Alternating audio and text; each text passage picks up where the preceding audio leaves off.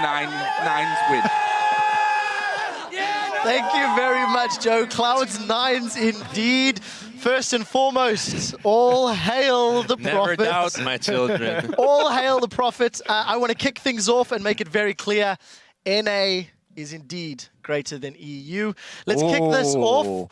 Pick some bans. I want to go straight to pick some bans. And Korea, apparently. I want to talk about these picks and bans because I looked at the statistics behind both these teams, and it seemed like the blue side was really going to affect Cloud9 for the best. And you said it would not. And in the end, Hai got a champion that he was actually able to perform. They got really comfortable champions for every role. And it showed it was a really back and forth game. But in the end, it was a rumble from balls that paid off. We've seen him time and time again for years now. Every single one of these champions at some point or another is one of the preferred champs for these players. One of the big stories that the casters were talking about was how the top laners got their respective, preferred champs statistically and favorable. Save's best stats are on Kayle. And we were discussing, how do you deal with Kayle when you've got Hourglass?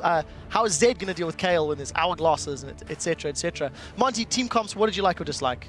I mean, I think that this game was not so much determined by team comps as it was just by smart rotations overall. And that's where Cloud9 really excelled. And I think when we think about NaJin White Shield, we think about them as this very late game team. But I mean, Cloud9 beating them there is just a testament, I think, to how good Cloud9's strategy is. And they used their Zed pick extremely effectively, getting down that inhibitor on the Baron bait. It was a very crucial pick for them, and they played it up really, really well. Just before we get to you, pull that replay up. Right, I was going to say, yeah, we have a replay actually.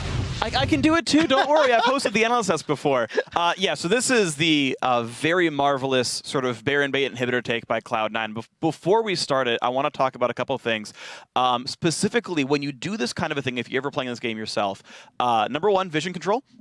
Using both wards and minions. Hai never shows until he knows where NaJin White Shield is. He will never walk in to a knowing 1v2. And so it's up to his team to pull everyone else into vision by going to Baron disengage. Let's roll the clip out, and you're going to see what Cloud9 does here. So they start up on Baron. It's pink warded, so they know they require some kind of face check, or they just get Baron. Like, no matter what, something good happens. So NaJin White Shield comes over. They force the TP. They say, guys, they are here. Hai, go for it. And now Hai is on the inhibitor. And now they say, oh, Hai is going to pull attention. Guys, get ready to put some pressure back on the map. Cloud9's been actually persistently hitting the minion wave down in mid lane as well. And this is just a nice all-in here.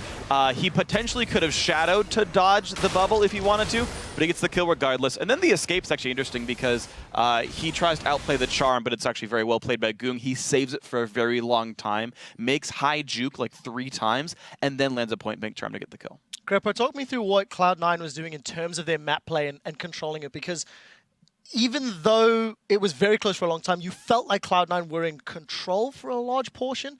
Not convincingly, but they were dictating the tempo. I just think they played really smart, and just that rotation alone highlights how well they understand the game, because they needed that at that point to get back into the game. I think at that point they were like 6,000 gold down perhaps, but the real beauty of Cloud9 came on how well they respected the invisible Twitch, because they kept fishing with skill shots to find him whenever he was likely to come. Whenever they saw Nami walk up in lane, they were like, yeah, she's never going to be here alone. Don't engage on that. There's definitely a Twitch near. Let's spam some rockets in the general direction, see if we find him.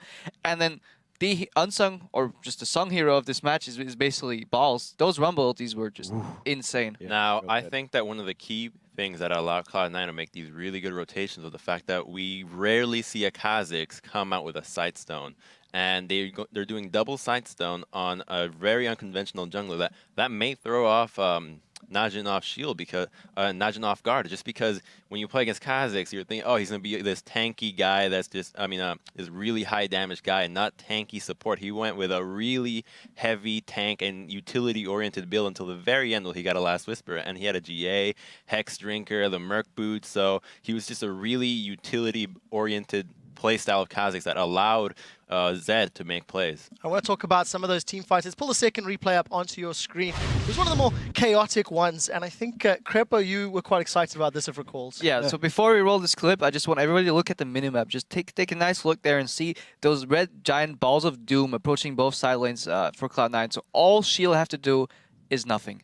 If you wait right here, you win the game just by doing absolutely nothing. The only way you can lose is if you go for a fight right now and you die, and that's what's gonna happen. They're gonna go out, not wait for the side lanes to push in and draw Cloud9 members back. So if you can roll the crypt right now, we're gonna see Zephyr. Yes, he wants to go for a pick. Yes, that's good, but he overextends way too far. And just look at what Balls does right now. That equalizer that's gonna come out is just gonna be insane. They also disengage with Lemon, and look, like the entire team is split up right now, so they don't know what they're doing. And Goon goes in from the side, and he wants to go aggressive. Zony has bait, and his entire team is backing off in the back. KO ulti gets used as well. I don't know what White Shield was thinking here. Just look at the side lanes. Yeah, exactly. Not only the side lanes, but honestly, at that point, even the Zephyr's engage wasn't the worst thing in the world as long as they went back afterwards. But they walked forward, Goong split off to try and kill a Rumble that had a Zhonya's and had already used his equalizer, so he's not a priority target, especially when he's at that distance. All you have to do at that point is walk back, because instead they like stood in the equalizer for longer than normal. You just walk back in that situation, you take that win, you say, okay, no more equalizer. We have 2 heals on this team with Nami and Kale. We'll just continue to stand at Baron, and you can't stop us anymore now because no ult, and you have to deal with these minion waves. I agree. Just a really mixed call there from Shield, and I think you're absolutely right. That's what cost them the game. Very good strategic calls from Cloud9. Just to remind everybody, with that victory, it does mean that they advance to the quarterfinals and will be doing a rematch against Shield later. Let's take a look at where the teams stand, as there's only one regular game left in this group stage. We've just wrapped up that matchup over in Group D with both Cloud9 and NaJin White Shield on 4-2. It's simple for Group C, however. Win one game and go to quarterfinals, lose a game and go home in our final showdown between OMG and LMQ.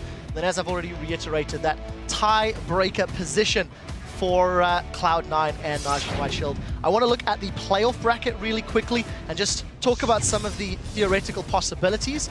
First and foremost, we know Samsung Blue is locked into the top half of the bracket. They will be playing the loser of NaJin White Shield or Cloud9.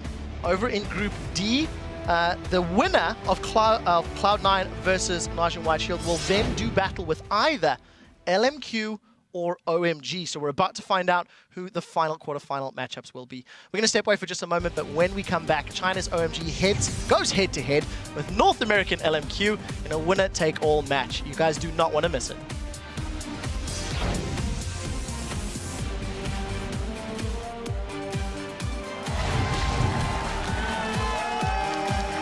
Let's do it.